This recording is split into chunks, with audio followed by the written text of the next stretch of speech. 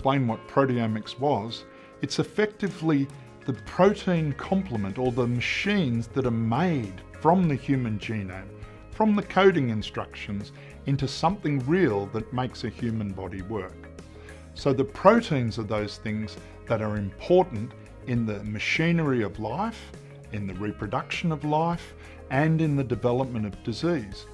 That's why it's important for us to understand the proteins as well as the genes, in order for us to understand human biology and how that goes awry in human disease. So I think it's very exciting for all of us that are working with proteins right now.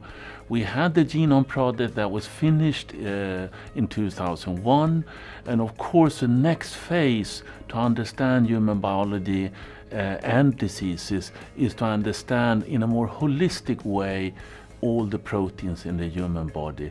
So what I would advise young people today which are interested in life science, and that is to move into this new arena of protein research, where you can use all these new tools to actually look in a technology and data-driven way on the proteins, and then characterize them, and actually in the end that will benefit them. I think omics will be used in clinical situations. I think at some level, absolutely. That is to say, we'll be making thousands, if not more, measurements in the future. Right now, when you go to a doctor, they make about 15 measurements on you. And in the future, I think we'll be making hundreds, if not thousands, using various omics methods, especially proteomics and metabolomics will be very, very powerful for looking at people's molecular state, which I think will say a lot about their health and also what happens when they get sick.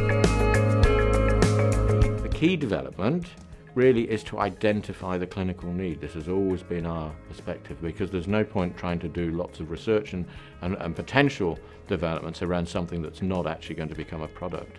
So I think one has to identify the clinical need and then develop a test that's going to meet that clinical need. And if that test is best performed by mass spectrometry of peptides or proteins in clinical samples, then I think there's a reason for developing it.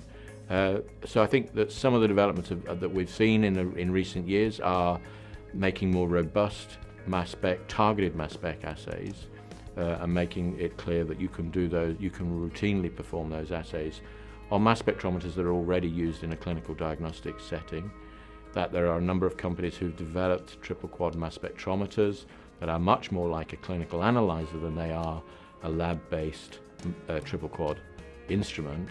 And I think that when you bring those developments together, then you have the opportunity for doing these targeted mass spec proteins. Targeted proteomics, it requires more work. Untargeted is more quick and dirty, I would say, but in the end, it's about what do you get out of it, and what do you want to do with this result? Like, it's also something important. No? If you really want to quantify something, then you need to have a very robust and reproducible assay.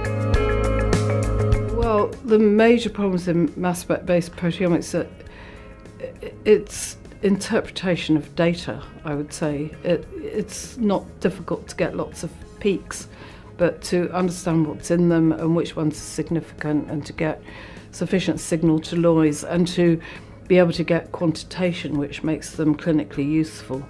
I think there's still problems that are waiting to be solved.